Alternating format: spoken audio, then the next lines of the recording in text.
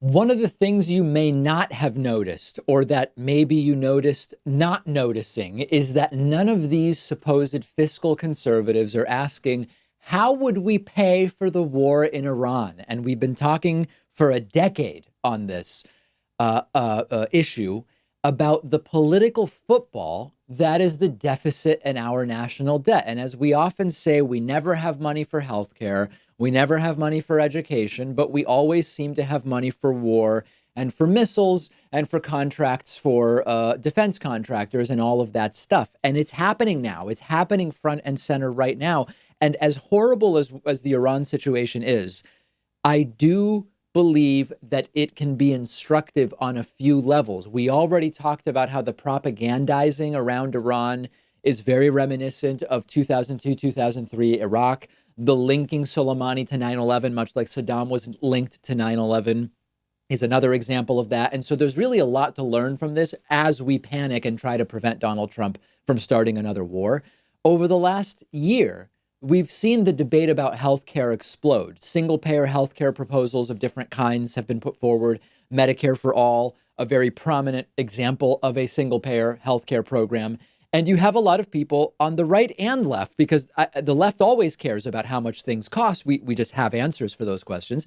There's been a question of how much will Medicare for all cost? Well, where will we save and where will we need new money, and how much do we spend per person now? What would we spend under Medicare for all? What's the additional cost versus what we're already spending? What kind of a payroll tax would we need on employees and employers to get it all to balance out? So on and so forth.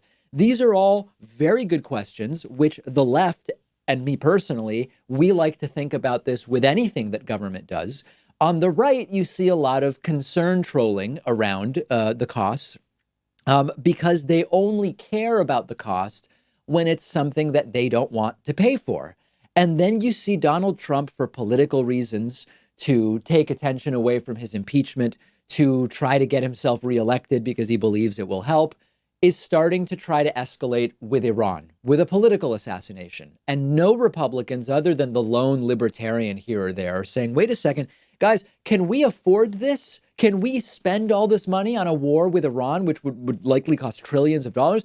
How much will this cost? Where are we going to get the money? How many lives will be lost? Where are we going to pull money from? And it can be very easy to forget, when there is not a drive to war, that the entire right-wing fiscal concern trolling is merely that. It's concern trolling. They do not really care about the spending as long as it's spending on things they like, period. I tweeted yesterday, quote, but how would we pay for the war in Iran? What about the deficit? Do the numbers balance? And there were some very interesting replies, including, doesn't matter. It fits the neoconservative worldview to conquer. Absolutely correct. This is never actually about money. It's about they don't like Medicare for all, and they like attacking countries. Another tweet pointing out a similar idea, which said, cuts in social programs, education, healthcare, increased military budget, and an even bigger deficit. You can't put a price on freedom, meaning election wars cost a lot.